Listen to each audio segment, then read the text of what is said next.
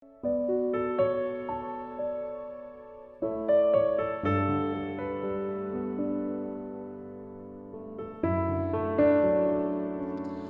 Ibu, dan Saudara yang terkasih di dalam Tuhan, selamat pagi, salam sejahtera.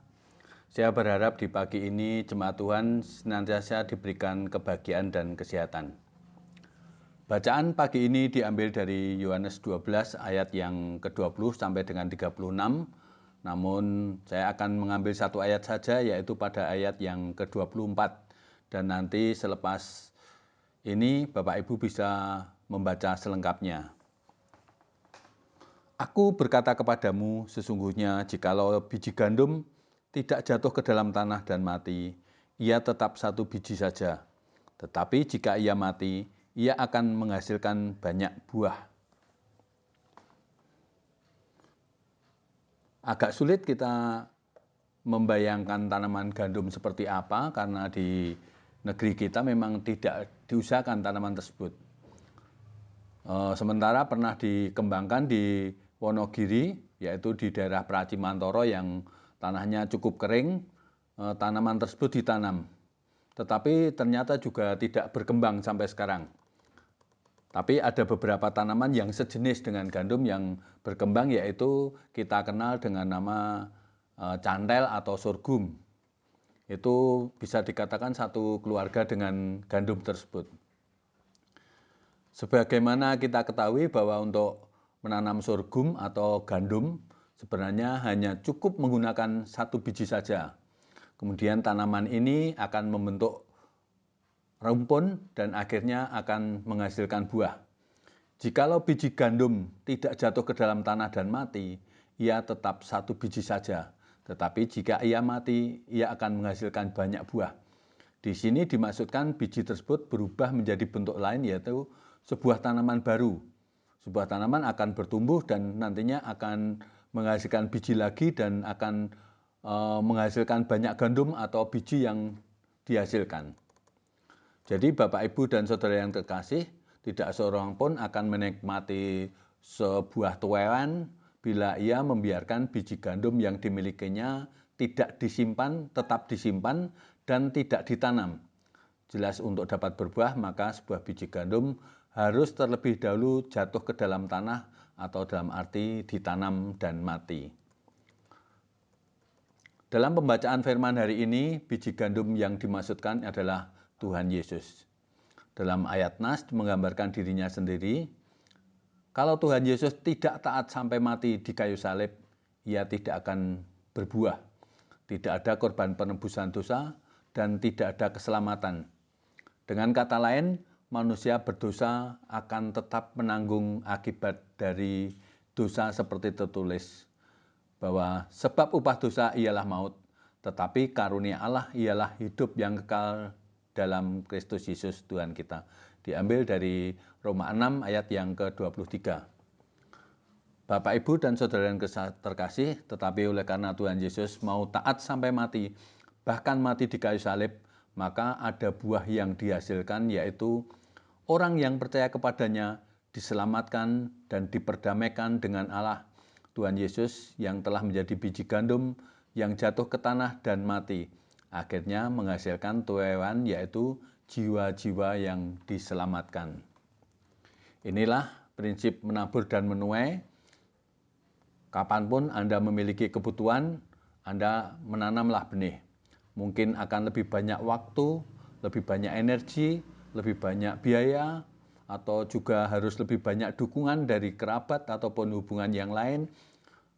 Dan kita perlu lebih banyak kebijaksanaan, namun tanam saja benih itu ialah merupakan manifestasi perintah Tuhan. Jika Anda membutuhkan lebih banyak waktu, berikanlah lebih banyak waktu untuk anak-anak, untuk saudara, dan mungkin juga saudara lain yang membutuhkan. Jika Anda membutuhkan lebih banyak uang, berikanlah juga sebagian uang ataupun berkat yang Anda terima untuk saudara lain yang membutuhkan. Jika Anda membutuhkan lebih banyak kebijaksanaan, bagikanlah kebijaksanaan apa yang Anda miliki dengan orang lain. Dalam arti kata adalah berikanlah dirimu. Mungkin tidak masuk akal bagi kita apabila kita untuk memberikan sesuatu yang lebih, padahal kita juga membutuhkan. Tapi itu adalah sikap yang Tuhan ingin berkat dan yang akan menghasilkan buah dalam hidup Anda dan hidup saya saat ini. Saat Anda memiliki kebutuhan, jangan mengeluh, tidak mengharapkannya, tetapi tanam benih saja.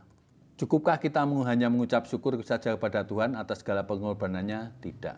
Sebagai umat tebusannya, kita juga harus mengerti kehendak Tuhan di balik pengorbanannya itu. Karena aku telah menetapkan kamu supaya kamu pergi dan menghasilkan buah, dan buahmu itu tetap. Kehendak Tuhan bagi orang percaya adalah menghasilkan buah. Agar dapat berbuah, maka kita harus mengikuti jejak Tuhan Yesus, yaitu menjadi seperti gandum yang jatuh ke tanah dan mati. Seperti biji gandum yang jatuh ke tanah dan mati, kita pun bersedia meninggalkan kehidupan lama dan sepenuhnya mengenakan kehidupan Kristus.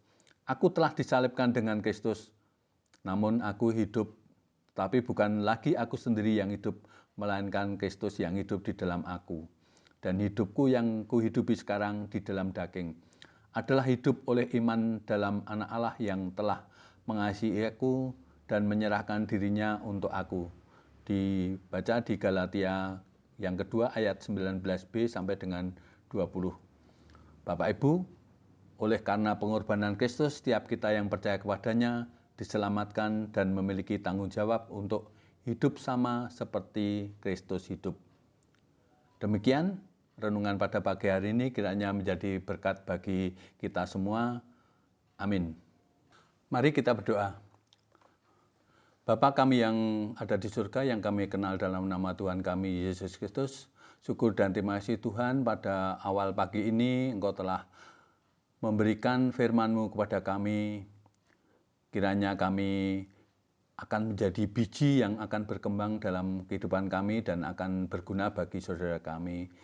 Terima kasih Tuhan, pada awal pagi yang cerah ini kami nanti akan bekerja, melanjutkan aktivitas kami masing-masing, dan kiranya berkat Tuhan senantiasa menyertai kami dalam pekerjaan-pekerjaan kami masing-masing.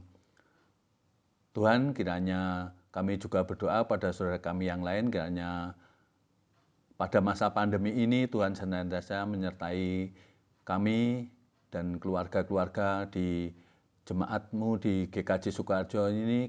Kiranya senantiasa Engkau jauhkan dari segala hal dan segala penyakit karena akibat pandemi ini, dan juga kami berdoa untuk saudara kami yang mungkin kesulitan dalam bidang ekonomi karena masa pandemi ini. Kiranya berkat Tuhan senantiasa tercurah pada keluarga-keluarga di jemaat-Mu ini.